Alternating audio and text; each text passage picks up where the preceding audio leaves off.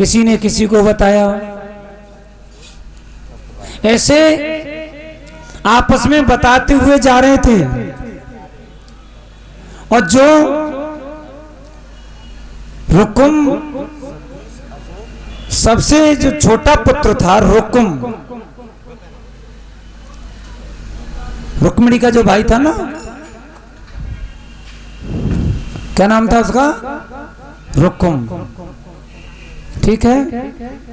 उसके बाद में महाराज एक प्रिय भक्त खड़ा हुआ, ठाकुर जी का प्रिय भक्त, और खड़े होकर के बोला, महाराज अगर मैं मेरी हृदय में कुछ इच्छा है मैं आपको बता दूं तो बताइए। महाराज मैं ये कहना चाहता हूं कि रुक्मिणी की शादी द्वारकाधीश कृष्ण के साथ हो जाए तो बहुत सुंदर रहेगा। जैसे हमारी रुक्मिणी वैसे ही द्वारकाधीश कृष्ण है। और जैसे ही कृष्ण का नाम लिया उसी समय पूरी सभा में ताली बज गई। कृष्ण का नाम लिया। मेरे भक्तों, इधर क्या काम हुआ? जंगल में से आके खेल करके रुकुम आ रहा था, सभा में पहुंचा। सभा में जाकर के कहा कि पिताजी तालियां क्यों बज रही हैं, क्या चक्कर है, क्या कारण है?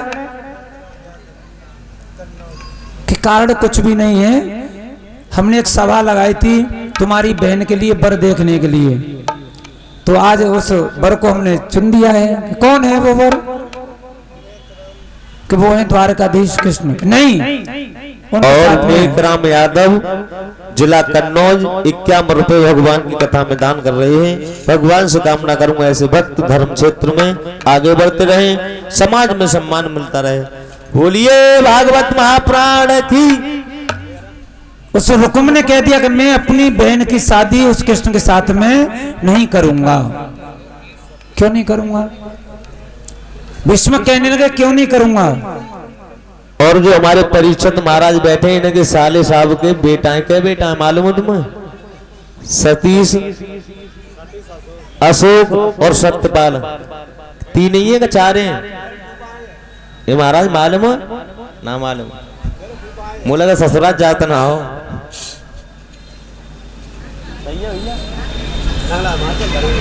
नंगला हिमाचल धर्मेंद्र इनकी तरफ से 51 रुपए आए हैं, भगवान की कथा में दान कर रहे हैं। बोलिए आनंद कंद भगवान की। रुक्मिणी और कृष्ण की झांकी तैयार है, किसी को पता है? ठीक है। देखिए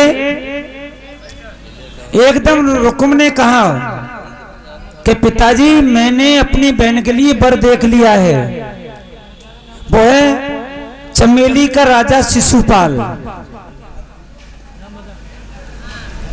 चमेली का राजा शिशुपाल।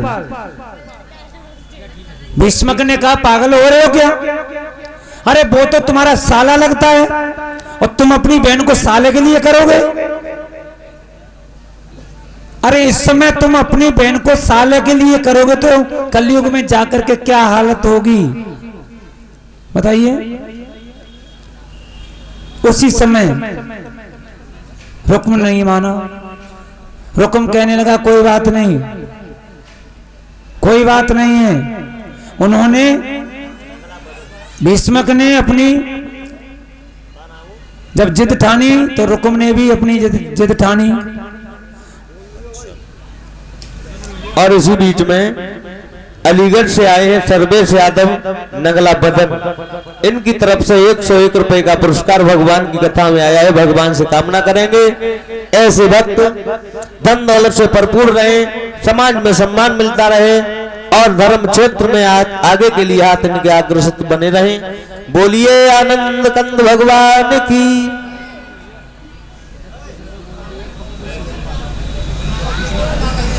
और 31 रुपए पप्पू शिव कुमार, इनकी तरफ से भगवान की कथा में दान आया है। भगवान से कामना करेंगे धन दौलत से भंडारे भरे रहे। बोलिए वृंदावन बिहारी लाल की।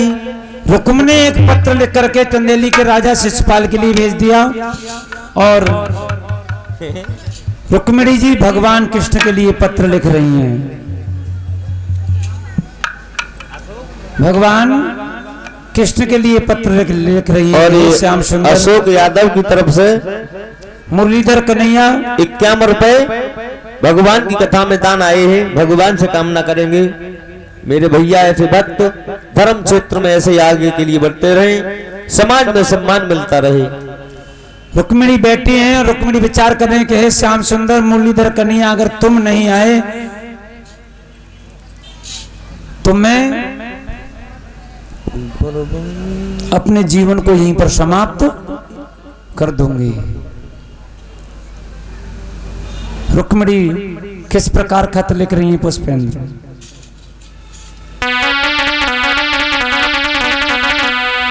कि अरे खत लिखत रुक्मिणी नारी और सुधी ले लो बंसी बारे। अरे खत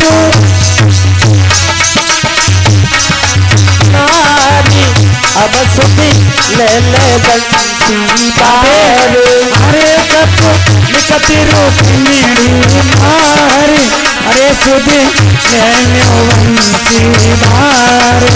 अब खत लिखत रुक्मिणी नारी ये सुधी ले ले बंसी बारे। सुधी ले लो बंसी बारे। सुधी ले लो बंसी बारे। सुधी ले ले बंसी बारे।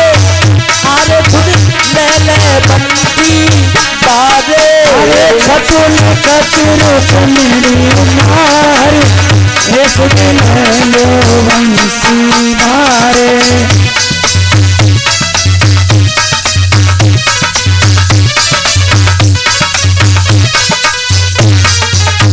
और रुक्मिणी कहती हैं मेरे भैया ने बुरा कियो है शिशुपाल को आज चुनो है। भैया ने बुरा करो है शिशुपाल बुलाई लियो है। भैया ने बुरा कियो है शिशुपाल को आज चुनो है। भैया ने बुरा करो है शिशुपाल बुलाई लियो है। मैं तो पाड़ रे क्यों कमाए ये सुधी ले लो बंसी बारे। अरे कटू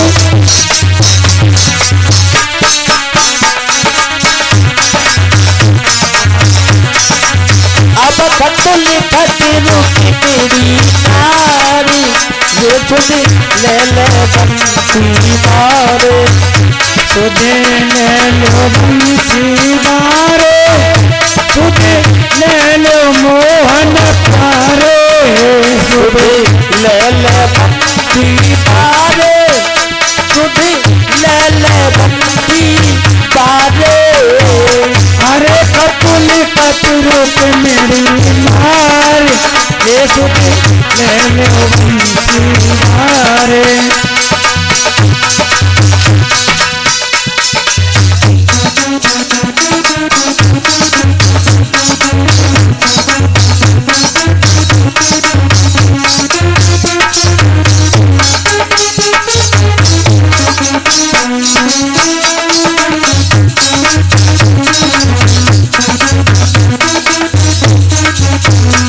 ठाकुर जी महाराज की। इसी बीच में 101 मुद्रिकाएं आई हैं। अरविंद यादव रामपुर से हैं, सनोब गाजी यादव।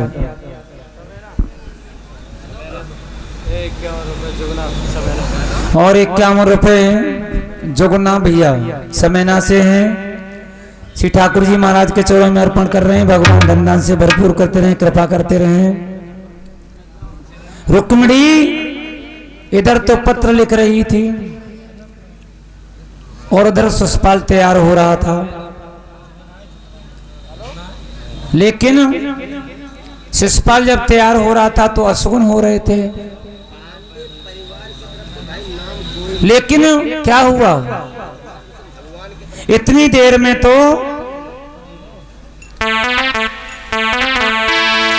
इतनी देर में एक ब्राह्मण देव आए।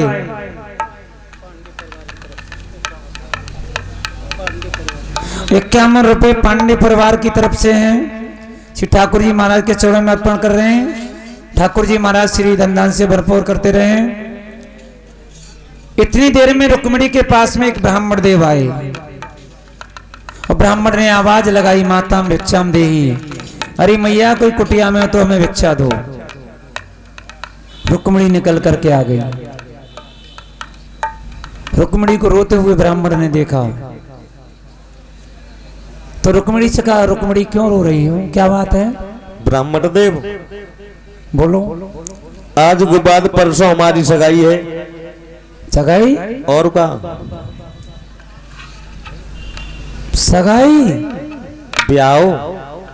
हाँ वो तो हम समझ रहे हैं, ब्याह। कहाँ है वो तुम्हारा ब्याह? है जी, कहाँ हो रहा है ब्याह? हमारो भैया है ना।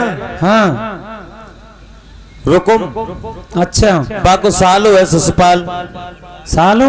और का? और तुम अपने भैया साले के संग राजी हो रही हो, अपने भैया के साले के संग? अरे हमारी का कोई इच्छा थोड़ी है, फिर जबरनबाजी है। तो कोई बात ना है। अरे कोई बात ना है। ब्राह्मण देव। हाँ बताओ।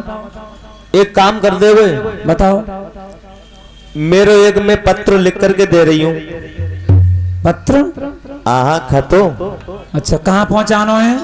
पहले कहते हैं चिट्ठी। अच्छा। वो कन्हैया को देनी है, द्वारका ना, जो द्वारका में रहते हैं। अच्छा कहाँ पर रहते हैं वो? द्वारका। अरे द्वारका रहते हैं लेकिन कितनी दूर है द्वारका? 750 कोस है जी। मैंने पत्र लिख दो बोले वो। 750 कोस? हाँ।